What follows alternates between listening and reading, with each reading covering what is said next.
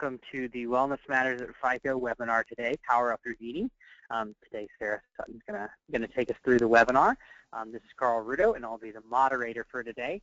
Just a quick note, as we go through the webinar, if you have questions, please use the questions box in the GoToWebinar screen. It should be on the right side of your screen probably. Just use that question box to write in any questions that you may have, and we'll be sure to answer them at the end of the webinar. So I'm going to turn things over to Sarah now, and she's going to take us through our discussion today. Okay, thanks, Carl. Just a brief intro for those of you who haven't heard me speak before. I have been coaching for 10 years now and have been a certified personal trainer for almost 15. And I myself used to be 50 pounds overweight. This is before I started my professional health journey. So I like to share that because I'm immersed in this not just professionally but also personally. So I love sharing about physical activity and today's topic about eating. So let me briefly frame out before we begin. We're going to start with a quick quiz which will lead us into our discussion about the effect of nutrition on your physical health as well as how it helps us handle stress. And then speaking of stress, we're going to talk about the best and worst foods for stress. And then we'll talk about how to eat to perform best physically in your physical activity, as well as how to eat for mental performance, such as performance on the job. And then I'll go through the what, how much, and why of healthy eating, finishing off with what is normal eating, as well as a coaching challenge, as I always like to do. So as you can see, this is jam-packed. I hope you walk away with some great value. All right, first, what is meant by nutrition? Generally, this is talking about what you eat, and to a certain extent, how much, like the serving size. And there are a variety of opinions even among experts. Probably the one thing they've all agreed on, though, through time is the importance of eating lots of good quality veggies. You pretty much never see that one debated. Food literally becomes who you are. The energy in food becomes the energy, or the lack of energy, of you and your body. So it almost really has that direct translation. But before we go any further, let's take that quiz. So you'll see on the screen there, which of the following diets is healthiest? A, low carb or paleo, B, gluten-free, C, vegan, or D, chocolate lovers? And why do you think your answer is the healthiest? So I want you to actually be thinking about this. Perhaps you've read, and certainly there's some research to back up each of these, but maybe you've read that we should eat like our ancestors. That would be the paleo. Or that gluten causes inflammation. Or eating meat products is bad for our bodies and the planet. And we all know the benefits of dark chocolate, right? In fact, there was just a recent research about that. Well, the answer is really none of these, because except for only a few individuals, none of these makes sense to categorically recommend. And I won't say too much more than this, but suffice it to say that one defining characteristic is if you are eating a certain way to lose weight, you're less likely to be successful, according to research, versus if you are eating for health reasons, such as reducing inflammation or controlling a disease. So really work with a trusted medical doctor, a naturopathic doctor, or a registered dietitian who can smartly guide you rather than going it on your own just because it's a trend. I wanted to mention that right out of the gate because I get that question a lot, which is the best? And I just cannot categorically recommend it, particularly if you want to lose weight. It just makes sense to do smart eating, which we will get more into. So what most experts recommend still at this point is the National Healthy Plate Model. It's a good visual guide for balance, moderation, and nutrition.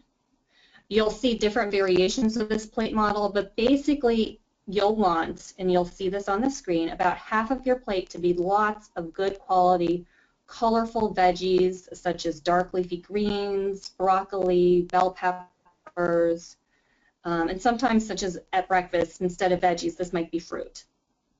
A quarter of your plate should be a lean protein. Now, these would be lean meats, fish, eggs, beans, tofu, that kind of thing. And then the other quarter of the plate should be a grain or starchy vegetable. Starchy vegetable being something like winter squash, sweet potato, corn, or green beans.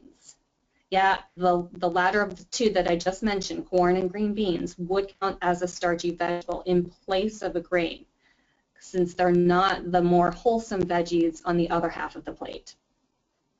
And if it's a whole grain, by the way, then ideally at least half the time make it whole, such as brown rice or quinoa or oats, as opposed to like a refined grain such as a pasta, white pasta or white rice.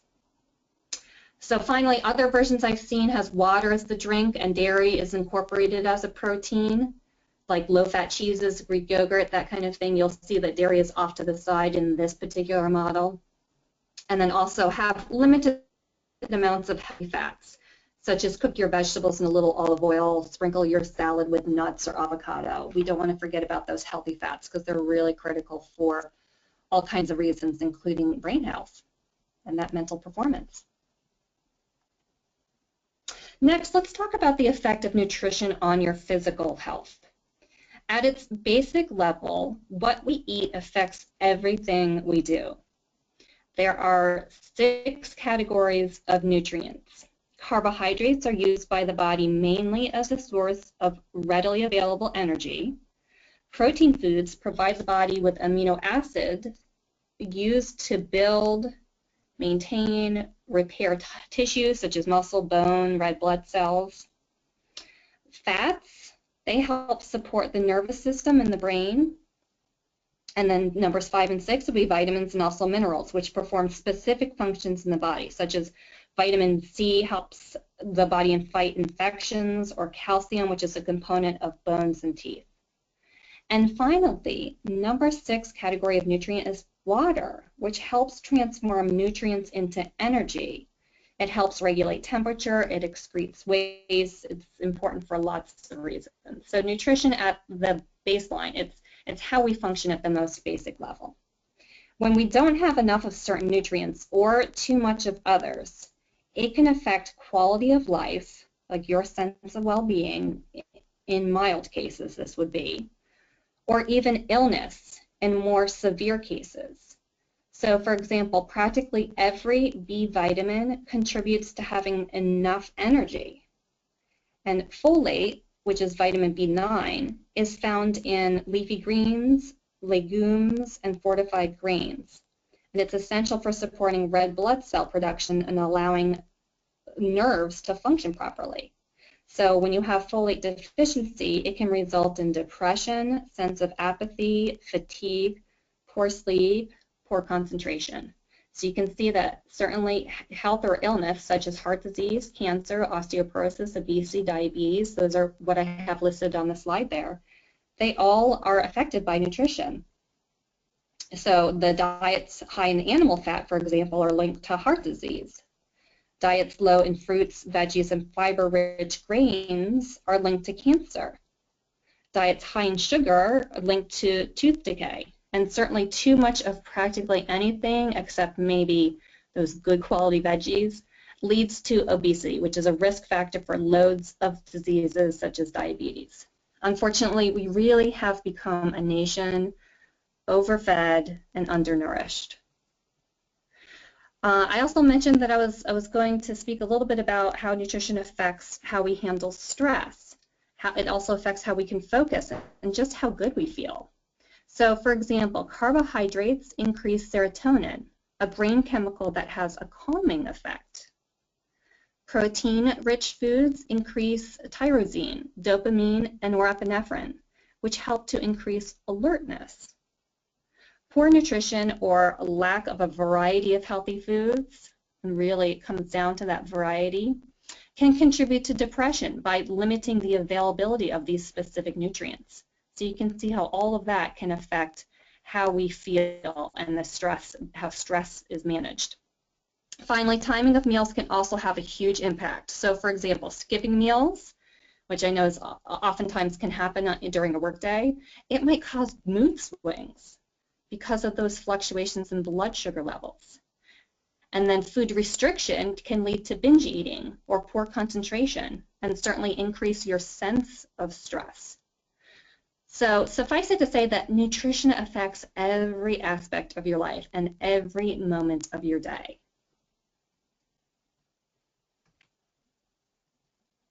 All right, in my mind, there's also a distinction between nutrition and what I usually use as a term is healthy eating, which is the behavior of putting good nutrition into practice. And it also incorporates how much food is appropriate, as well as when, why, and how we eat. All aspects of eating affect and are affected by stress as well. And we'll be talking a bit about each later on. All right, let's talk about the stress-fighting power of nutrition next. An overall healthy quality diet can counterbalance the impact of stress by strengthening the immune system, stabilizing moods, and reducing blood pressure. In particular, as you'll see on the screen here, the following specific foods also help fight stress. So up first, vitamin C. When you think of foods high in vitamin C, you probably think of oranges and grapefruit as your citrus, which are definitely true. But other fruits with just as much or even more of vitamin C would be kiwi, strawberries, and papaya.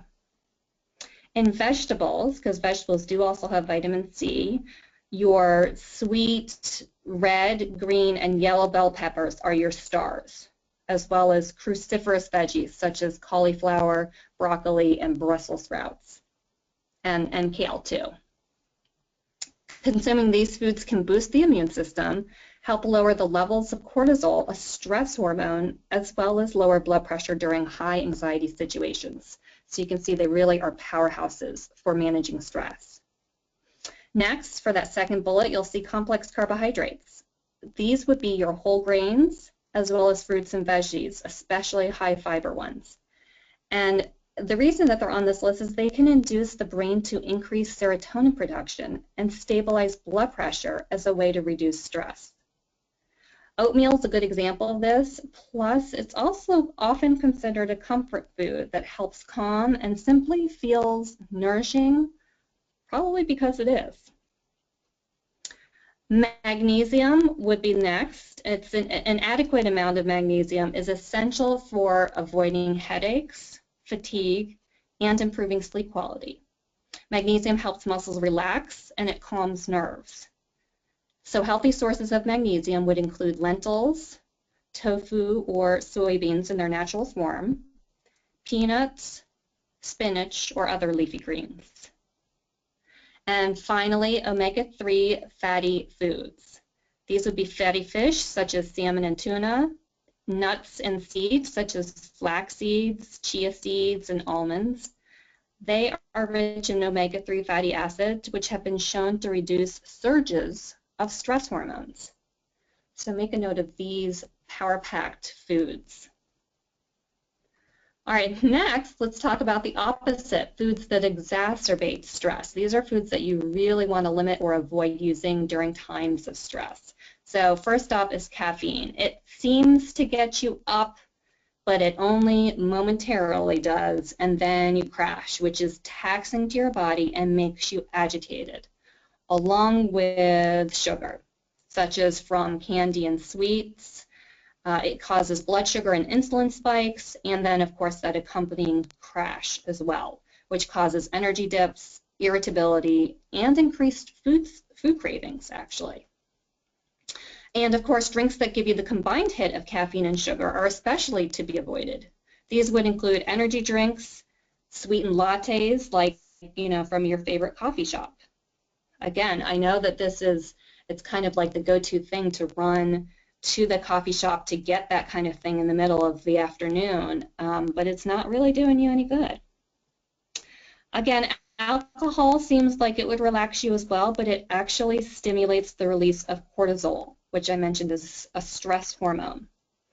And finally, processed foods that are high in fat, sugar, and salt are the foods that directly increase our cortisol levels. Unfortunately, I do realize that's what we seem to crave when we are stressed, probably because they do provide momentary comfort or that serotonin hit again, and also because they're quick. So I know that we'll be speaking a little bit more about, or I'll be issuing a coaching challenge in how do you navigate this? You know, these are normally the go-to foods and they're the very things to avoid.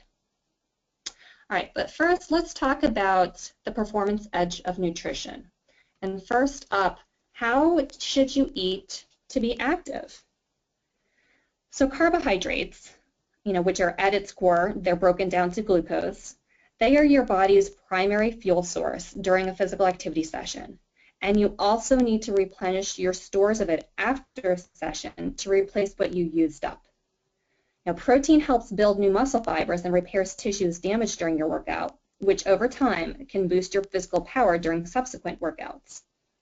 And additionally, certain types of protein, such as the milk protein whey, especially promotes muscle recovery so you can work out again sooner. You know, really, it's the combination of nutrients that is important to remember before and after a session. More carbs than protein if it's right before, such as an hour before, particularly an aerobic workout. So this would be like maybe a banana or yogurt. And really, it's the combination right before a strength training session. So not right before an aerobic session, really focus a little bit more on the carbs.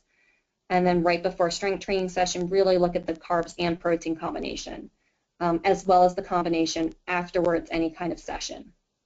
So examples of combos might be pretzels and cottage cheese, chocolate milk, which has a great recovery ratio of both carbs and protein, whole wheat sandwich with meat, cheese, and fruit.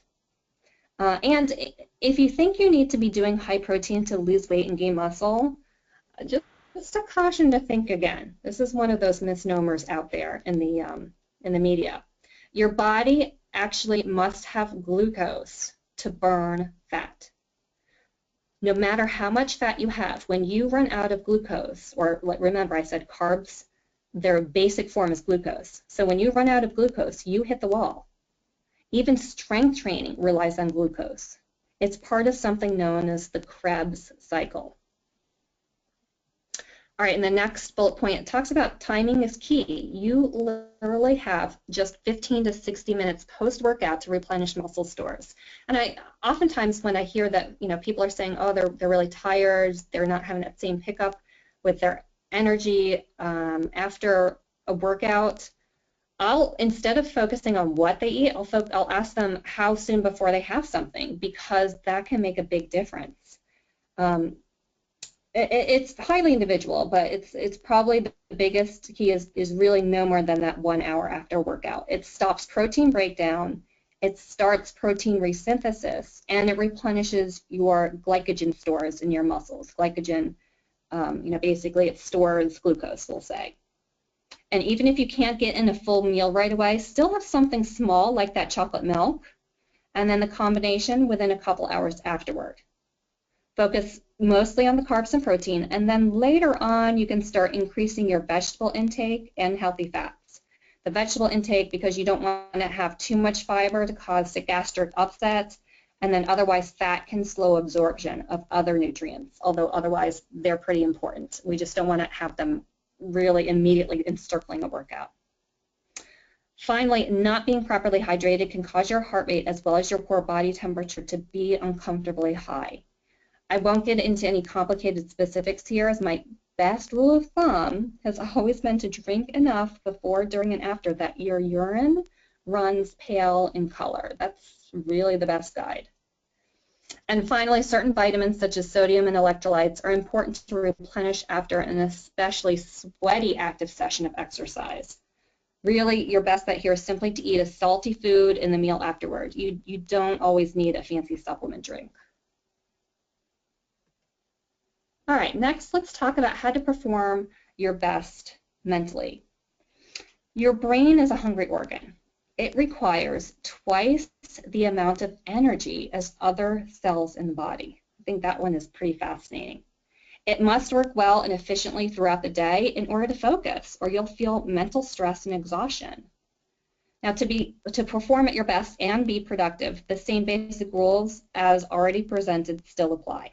So eat a combination of nutrients, carbs, ideally whole grain, vegetables, as well as lean protein and healthy fats. Really, you want at least 2 of the 3 at every single meal and also snack. 2 of the 3 of being carbs, protein, fats. So for breakfast, this might be whole grain cereal with milk and fruit. It could be Greek yogurt with nuts or seeds. Eggs, which are great for your brain, and whole wheat toast. Do you see how I'm kind of pairing the protein or the healthy fat with the carb? Lunch might be a sandwich with lots of veggies. Dinner, the classic plate model, omega-3s in the fish boost brain power here, since most of your brain is made up of fat. It's also important to eat on a regular basis, which for most people is every 3 to 5 hours. So no skipping meals because your brain needs energy to perform. Now I want to make a note that most people don't eat enough protein for breakfast, so this is a good time to start your day right. Most people also skimp on calories here, and really your largest meal should ideally be lunch, followed by breakfast, followed by dinner, with snacks as needed. And again, I realize this is kind of bucking the trend of what most people do, but this is how you perform at your best. And as mentioned before, what to avoid for stress, same things. Avoid caffeine, sugar, alcohol in order to perform at your best. It's best really to pack from home because high fat and too much can make you sluggish, whereas high sugar can make you slump even more. All right, so let's talk about how do we put all these pieces together. It's really important to plan to eat. First, let's talk about plan what to eat. Spending a little bit of time on the front end of what to eat saves you time, energy, and stress on the back end. Really quick story here. I once had a coaching client who thought that planning wasn't part of her spontaneous nature. She actually used that term. And when she was willing to give it a try, she actually found that the relief of having at least a plan A helped her be even more spontaneous according to her mood because she wasn't responding retroactively. Let me offer you a couple of time-saving tips. One is a classic, and that is batch cooking, as much as possible on the weekends or your days off. Get into the habit of collecting recipes from weekly news or blog emails. Once a week, decide what you're going to cook, and then make sure to make a whole bunch of it to freeze. Crock pots are great for this. Even consider batch cooking things like hard-boiled eggs that you peel ahead of time, oatmeal you make from scratch that can be microwaved in the morning, rinsing fresh fruits, that kind of thing. And then let me share my gem of quick meals. It's something I call go-to meals. These are meals that literally take 10 minutes to prep and 10 minutes to cook while you change after work. So they're quicker than running to Chipotle and waiting in line. And they're also meals that you just need to stock up the ingredients for in your pantry or your freezer and have them on hand to implement or go to at a moment's notice. So you don't even need a plan. Having a plan, kind of backup plan, lets you not have a plan sometimes. So one of my favorites, for example, is a bean and cheese quesadilla with a cilantro pesto. It actually super simple, but yet a little gourmet when you add in the cilantro pesto. So here I use whole wheat tortillas that I freeze, light shredded mozzarella cheese that I also keep frozen. I get more kind of natural refried, but those are still canned. And pesto keeps for probably about a month in the fridge.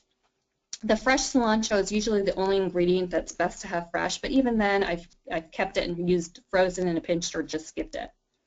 You know, pair this with an already pre-cut frozen bell peppers that you steam, and there you go. You have your mix of healthy carbs, protein, and veggies.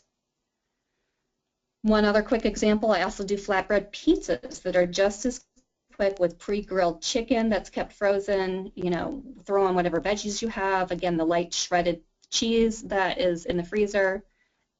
Think about what recipes you could come up with that could be just as easy. So there's no excuse to run out. Get creative and have fun with this. All right, let's talk about how you eat, because this affects how your body metabolizes foods. So if you eat in a rushed or distracted manner, that can significantly impact how well your body uses nutrients or the health you get from your food. What would you think if I told you that 30 to 40% of digestion is in the head? It's something known as the cephalic phase of digestion, and is your mind taking in the anticipated and real-time pleasure you get from tasting, smelling, touching, seeing, hearing your food. So it's about your awareness of what you're eating, which stimulates all the responses needed to fully digest your food and therefore metabolize it. So if you're not optimizing your awareness, you're not getting all the nutrition as well as therefore the calorie burning potential you can out of your food. When I first found out about this, I thought that was astounding. Again, I'll repeat, 30 to 40% of digestion is in your head. And so when does this especially affect your digestion? When you're stressed, because our fight or flight system puts your digestion on hold until you deal with the stressful challenge. During the stress response, the cell's ability to metabolize fatty acids is also impaired. So instead, the body tends to break down muscle and replace it with stored fat, which can cause weight gain. Excess glucose is also released to provide energy, which stimulates the release of insulin to shuttle the glucose into the cells, and researchers believe this can create cravings for foods high in sugar.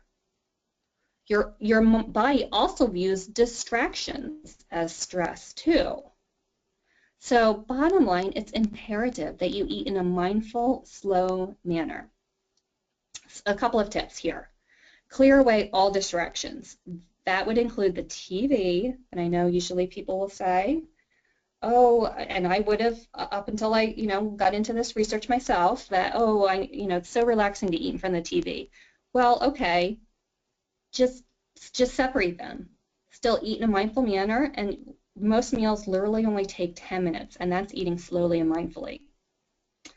So anyway, the distractions would include TV, but also computer. So turn your chair around away from that computer or that smartphone. Distractions could also be driving. Try not to eat while you drive. And clear dining space for yourself. I'm convinced this is the most important step in mindful eating, is to get rid of those distractions. As well as mindful eating is also considering, pausing before you begin, taking some deep breaths, appreciating your food, noticing all your senses, putting your fork down between bites, maybe even time yourself. Take that 10 minutes and make sure you take at least that amount of time to eat, and really just enjoy your food. We've forgotten how to do that. All right, how much you eat can be affected by how you eat, which I just mentioned, as well as when you eat. So for example, how long you wait. For most people, you need to eat within about an hour of waking up and every 3 to 5 hours after that in order to prevent getting overly hungry and therefore overeating and, getting persnickety as a result of that, or grabbing whatever is quick and convenient. The best way I know to calibrate how much to eat is to use a hunger scale. So this is one of my tips for this particular slide. Use that hunger scale to assess when to start and when to stop, so you don't eat too much and stress your body out from too large a portion to digest. Prior to meals and snacks, you would rate your hunger from 1 being ravenous to 10 being Thanksgiving stuffed. So you want to begin at like a 3 or 4 on that scale and finish at a 6 or 7, which is a smaller range than most people are used to, but helps prevent those mood swings and those blood sugar swings. Of course, if you're at, say, a 5 or higher, then you're not really hungry and are probably looking to snack on something out of emotions, which we'll cover next. And then you want to scan midway through your meal, as well as right after your meal, and maybe even 2 to 3 hours later to assess how the choice and the quantity of food truly satisfied your hunger. In addition to how well your body feels, like do you feel energized or do you feel bloated?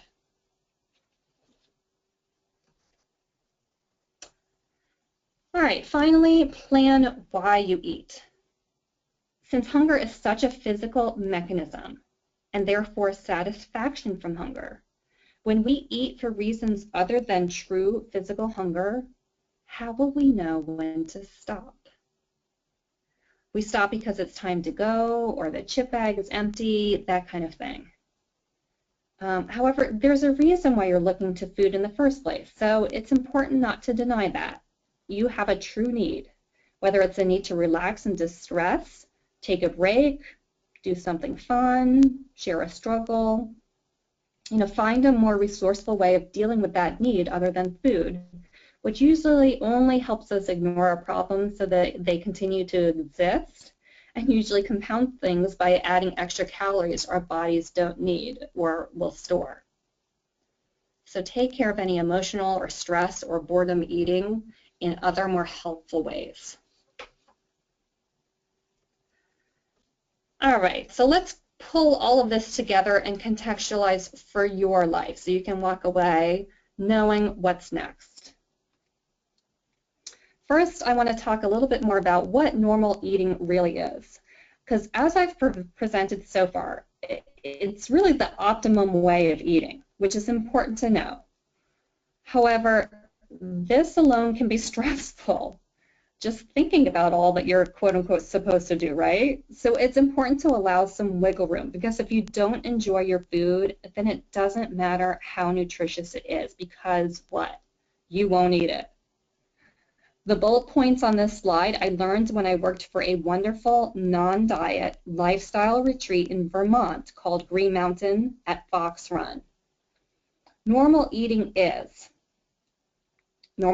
giving yourself permission to eat sometimes because you're hungry, sad, or bored, or just because it feels good. Now I realize I just got done suggesting you shouldn't eat for emotional reasons, which is still true for the most part. But the reality is we're humans, so we just don't want non-hunger eating to be our go-to strategy. Normal eating is also 3 meals a day or 6 mini meals, or it's 3 meals and 2 snacks, or make it up. Whatever works for you. Normal eating is leaving some cookies on the plate because you've hit your satisfaction point and you know you can have more tomorrow, or it's eating more now because they taste so wonderful when they're fresh. Normal eating is overeating at times, feeling uncomfortable on that hunger scale. It's also under-eating at times and wishing you had more. Normal eating is trusting your body to make up for your mistakes in eating. In short, normal eating takes up some of your time and attention, but it keeps its place as only one important area of your life. And more than anything, as you can see from these bullet points, it's flexible. You may have heard of the 80-20 principle, where you want to eat really well 80% of the time and treat yourself the other 20%. I like this number, or 75-25, or whatever works for you, and is likely better than what you're doing now, because it reflects that flexibility and that normalcy. And also in this 80-20 concept, there are no cheat foods or cheat days in this way of thinking, because the indulgence is actually part of the plan. That's a key distinction. Eating indulgent foods is actually part of a healthy lifestyle, because food can be enjoyment. It's just want it to be part of the strategy. All right, as always, here's my coaching challenge. Of what we discussed, what will you start to implement right away? What is one way you will power up your eating over the next, we'll say, 24 to 48 hours? So considering all that we've talked about, we went through a lot today. First we talked about the effect of nutrition on your physical health, as well as how it affects stress. We also went through the best foods for stress as well as the worst foods for stress and those to avoid. We talked about eating for physical activity performance and eating for mental performance. We talked about the what, how, when, how much, and why of eating well, as well as what normal eating is, which is giving you a little bit of leniency So some examples here for what you might do for your coaching challenge would be to start having breakfast if you're used to skipping. Maybe you want to limit the coffee and other caffeinated beverages you have or sugary snacks you eat and find more energizing and stress-relieving ones. Maybe you come up with your own list of 3 go-to meal ideas that your family will like and that will be super quick to prepare. Maybe you start using a hunger scale to assess how much to eat. Or you focus on no distractions at lunch for the rest of the week. So those are just some ideas I want to throw out there, but what especially resonated from today's talk that you will commit to putting into place moving forward for, just like I said, the next 24 to 48 hours in the next couple of days. And since coaching is quite a bit about accountability, I'd love for you to share with someone, maybe right there in your office or a family member, so he or she can hold you accountable, because that would be really important in making those changes. All right, that's all I have for today. Thank you for your time and attention, and we'll take any questions. So I'll pass it back to Carl to see if any came in, or if you want to take some time to type them into the chat box. Thank you, Sarah. We don't have any questions right now, but if anybody has a question, feel free to type it into the chat box, and Sarah and I will answer them. This question of can we get a copy of this presentation? This presentation will be hosted on fico.liveshealthier.com, and you'll be able to view it there on the webinars page.